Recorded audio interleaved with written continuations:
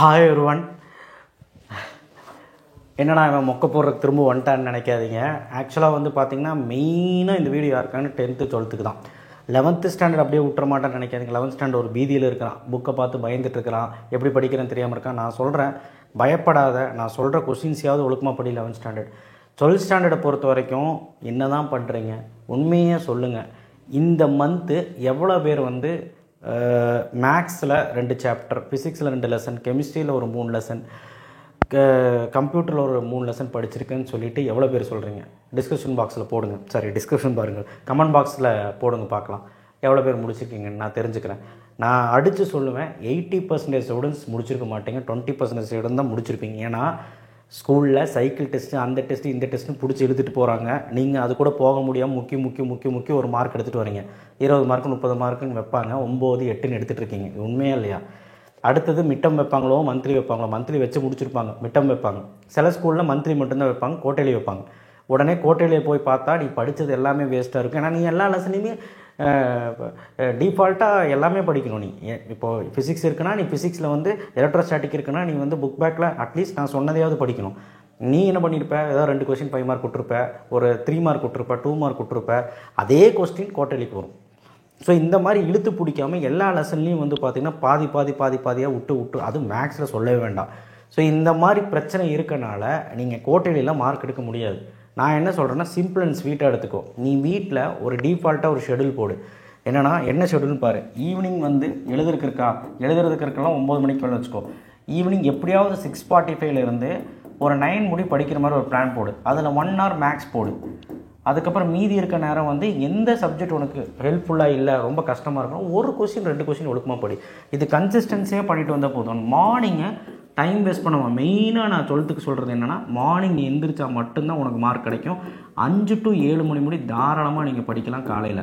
So இது வந்து நீங்கள் கட்டாயமாக ஃபாலோ பண்ணிங்கன்னா ஒரு சப்ஜெக்ட் இங்கேயும் படித்து மேக்ஸ் ஒரு சப்ஜெக்ட் சாயங்காலம் மட்டும் மேக்ஸ் படிச்சுட்டு மார்னிங் நீங்கள் ஒரு சப்ஜெக்ட் படிக்கலாம். மெயினாக ஃபிசிக்ஸ், கெமிஸ்ட்ரி, மேக்ஸு கொஞ்சம் கான்சன்ட்ரேட் பண்ணுங்கள். கம்ப்யூட்டர் சயின்ஸு, பயாலஜி நான் சொல்லிட்டேன், வீக்லி ஒரு த்ரைஸ் ஃபாலோ பண்ணுங்கள். நான் சொல்லிட்டேன் இந்த ஷெடியூலை. நான் என்ன சொல்கிறேன்னா, நீ வந்து உன் ஸ்கூல் டெஸ்ட்டு ஃபாலோ பண்ணிகிட்டே இருக்கிறனால அவங்களோட ஸ்பீடுக்கு ஒன்று போக முடியல. ஏன்னா அவங்க லீவ்லேருந்தே நடத்தி முடிச்சிருப்பாங்க. எல்லாம் சேர்த்து இப்போ ஒரு 4 லெசன் வைப்பாங்க சில ஸ்கூலில் 2 சாப்டர் 3 சாப்டர் ஃபுல் டெஸ்ட் வைப்பாங்க. உன்னால் அது கோப்பப் பண்ண முடியலன்னா நான் என்ன சொல்கிறேன்னா, அட்லீஸ்ட் மேக்ஸில் வந்து ஒரு 2 சாப்டர், மெயினாக 12th மேக்ஸில் வந்து ஒரு 2 சாப்டர். 10th ஸ்டாண்டர்டாக இருந்தீங்கன்னா 1st சாப்டர் மட்டும் போதும், சரிங்களா? 10th இன்னும் வீடியோ போடுவேன். அண்டு ஃபிசிக்ஸாக இருந்ததுன்னா ஒரு 2 லெசன், ஃபிசிக்ஸாக இருந்ததுன்னா ஒரு 2 லெசன் அட்லீஸ்ட்டு நீ இதை கம்ப்ளீட் பண்ணு. அடுத்த மாதம் 10ஆம் தேதிக்குள்ளே கெமிஸ்ட்ரியாக இருந்ததுன்னா 1st lesson, 2nd lesson, 6th lesson, 7th lesson at least இதை கம்ப்ளீட் பண்ண ட்ரை பண்ணு. இம்பார்ட்டண்டாவது படி. ஸோ கம்ப்யூட்டராக இருந்ததுன்னா ஃபஸ்ட்டு 4 லெசன். ஸோ இது போதும். தமிழில் ஒரு இயல், அட்லீஸ்ட் ஒரு இயல், அதுக்கப்புறம் இங்கிலீஷில் ஒரு லெசன். இது மட்டுமாவது ஒழுக்கமாக ஃபாலோ பண்ணுங்கள். பயாலஜியில் வந்து பார்த்திங்கன்னா உங்களுக்கு அட்லீஸ்ட் 1, 2 அண்டு ஜுவாலஜியில் 1, 2, 3. ஸோ கண்டிப்பாக இதையாவது நீங்கள் கம்ப்ளீட் பண்ணிங்கன்னா போதும். இன்னும் வர அடுத்த 10 நாளில் கொஞ்சம் இது கம்ப்ளீட் பண்ணுற மாதிரி இழுத்து பிடிங்க. நீங்கள் இல்லைனா ஃபெயில் ஆயிடுவீங்கனாலும் பரவாயில்ல. இந்த மந்த்து நீங்கள் மிட்டம் நடக்க போகுது சார், நான் ஃபெயில் ஆயிடுவேன்னாலும் பரவாயில்ல. பாஸ் பண்ண ட்ரை பண்ணி ஒரு பாஸ் ஆகிற மாதிரி என்ன பண்ண முடியுமோ அதை பண்ணு. ஆனால் இந்த ஒரு 15-10 டேஸ்க்குள்ளே இதை நீ படிச்சினாலே முக்கால்வாசி சேஃபு. அதை நீங்கள் பண்ண மாட்டீங்க. 11th இருந்தாலும் சரி, 12th இருந்தாலும் சரி, 10th இருந்தாலும். 10th ஸ்டாண்டர்டுக்கு மேக்ஸில் வந்து பார்த்திங்கன்னா ஒரு 1st சாப்டர் ஒழுக்கமாக படித்தா போதும். கிராஃப், ஜாமெட்ரி பார்த்தா போதும். சயின்ஸில் வந்து பார்த்திங்கன்னா ஃபிசிக்ஸில் 2 லெசன், கெமிஸ்ட்ரியில் 1st லெசன், பயாலஜியில் 2 லெசன், இது மட்டும் படி. சோஷியலாக இருந்தனா ஹிஸ்ட்ரியில் 2 லெசன், சிவிக்ஸில் ஒரு லெசன், எக்கனாமிக்ஸில் ஒரு லெசன், ஜாகிரஃபியில் 2 லெசன். நீ ஹிஸ்ட்ரி 2 லெசன், ஜாகிரஃபி 2 லெசன் படித்தாலே பெரிய விஷயம். அடுத்தது தமிழில் வந்து 2 இயலாவது நீ படிக்கணும், புக் பேக். இங்கிலீஷில் 2 லெசன் இல்லை 1st லெசனோட யங் சீகள் அந்த கொஷின்ஸ் எல்லாம் நீ கொஸ்டின் ஆன்சர் 2 மார்க்கு, அப்புறம் போயமோட போயமோட அப்ரிசியேஷன் லைஃப் போயம் இது படித்தாலே 1st லெசன் கம்ப்ளீட். இதை வச்சு மிட்டம் எழுதிக்கலாம். ஸோ அதனால் பெருசாக ஒன்றும் இல்லை. நீ வந்து டைமை எடுத்து நீ பண்ண மாட்டேங்கிறது தான் உண்மையான விஷயம். டைம் எடுத்து நீங்கள் பண்ணணும். டைம் எடுத்து பண்ணால் தான் அது நடக்கும். நீங்கள் பாட்டுக்கு அவங்க ஒன்று சொல்கிறாங்க, நீங்கள் ஒன்று பண்ணுறீங்க, உங்களால் எதுவுமே பண்ண முடியாமல் போயிட்டுருக்கறனால நீங்கள் தோற்றுருவீங்கன்னு சொல்லிட்டு போகிறனால தோற்றுட்டு தான் இருப்பீங்க. ஸோ அதனால் நான் சொல்கிற அட்வைஸ் மொக்கையாக இருந்தாலும் சரி, இல்லை சீரியஸாக எடுத்தாலும் சரி, நான் சொல்கிறது உண்மையாக பொய்யா நீங்கள் கமெண்ட் பாக்ஸில் போடுங்க. நான் சொல்கிறது தானே இப்போ உனக்கு நடக்குது. அவங்க ஸ்பீடுக்கு நம்ம போக முடியாமல் என்ன படிக்கிறேன்னு தெரியாமல் தவிச்சு போயிட்டே இருக்கும். ஒருத்தர் 3rd லெசன்லாம் படிக்கிறான், ஃபிசிக்ஸில் படிக்கதே படிச்சுட்ருக்கான். எனக்கு ரொம்ப சங்கடமாக இருக்குது. மேக்ஸில் பார்த்திங்கன்னா 2 சாப்டர் ஓகே, ஃபஸ்ட் சாப்டர் இப்போ தான் கற்றுக்கிட்டு இருக்கிறான், அதுக்குள்ளே 3rd சாப்டர் டெஸ்ட் வைக்கிறாங்க ஸ்கூலில், ஒன்றும் பண்ண முடியல.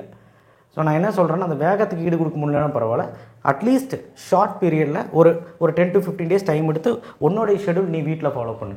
ஸ்கூல் டெஸ்ட்டில் ஃபெயில் ஆனாலும் பரவாயில்ல, நான் பேரண்ட்ஸ் கூப்பிடுவாங்க, பேரண்ட்ஸ் கிட்ட மனசை விட்டு பேசு. சார் அம்மா இந்த மாதிரி இருக்குமா, நான் இனி படித்து முடிக்கலை, நான் வந்து ஃபஸ்ட்டு 2 லெசனே ஒழுக்கமாக படிக்கலை, நான் அதை படிக்கிறேன் அப்படின்னு சொல்லி பேசு. யார் கை வச்ச போகிற, யார் ஒன்று அடிப்பா பார்க்கலாம். இன்றைக்கெல்லாம் அடிக்கக்கூடாதுன்னு சட்டமே இருக்குது. ஸோ அதனால் மிஞ்சி போன திட்டம் தான் செய்வாங்க, வேறு வழி இல்லை. நம்ம வந்து காம்பன்சேட் பண்ணி நம்ம படித்து தான் ஆகணும். நான் யாரையும் தூண்டி உள்ள ஆக்சுவலாக பையன் ஃபஸ்ட் லெசனே ஒழுக்கமாக படிக்கல, ஸ்கூலில் 4th லெசன் வைக்கிறான்னா அவன் எப்படி படிப்பான், எப்படி இது பண்ணுவான். அதே மாதிரி ஸ்கூலும் மிஸ்டேக் சொல்ல முடியாது, எல்லாருமே ஒரே மாதிரி இருக்க மாட்டாங்க. 50ல் 10 பேர் நல்லா படிக்கிறவன் இருப்பான், அதுக்காண்டியே அவங்க ஃபாஸ்ட்டாக போவாங்க. வேறு என்ன சொல்ல முடியும், அவங்க ஸ்கூல்லேயே ஒரு ப்ரெஷர் இருக்கும், இந்த மந்த்துக்குள்ளே இந்த லெசன் முடிக்கணும்னு. ஸோ அதனால் நீங்கள் அதெல்லாம் மனசில் வச்சுக்காமல் சேஃபர் ஜோன் எதுவோ அதுக்கு தகுந்த மாதிரி, நான் சொல்கிறது உண்மையாக பொய்யாங்கிறது நீங்கள் சொல்லுங்கள். ஸோ இதை கரெக்டாக கொஞ்சம் ஃபாலோ பண்ணிட்டு வந்தீங்கனாலே உங்களால் ஜெயிக்க முடியும். அண்ட் ப்ளஸ் 10th இருக்கட்டும் 11th இருக்கட்டும் 12th இருக்கட்டும் கரெக்டாக ஃபாலோ பண்ணுங்கள். இந்த கன்சிஸ்டன்சி இருக்கும். இந்த கன்சிஸ்டன்சி இல்லை அப்படின்னா உங்களால் கோட்டையில நல்ல மார்க் எடுக்க முடியாது. That's it. நான் அடுத்த வீடியோவில் வந்து பேசுகிறேன், வளவலன்னு பேச வருவங்கள நிறைய விஷயங்கள் டிஸ்கஸ் பண்ண வேண்டியது இருக்குது. இப்போ டிஎன்இ அந்த சீனியர்ஸ்க்கு போடுறதுனால உங்கள்கிட்ட பேசுகிற டைம் இல்லை, இருந்தாலும் என்னால் முடிஞ்ச அளவுக்கு டெய்லி ஒரு வீடியோ. தேங்க்யூ.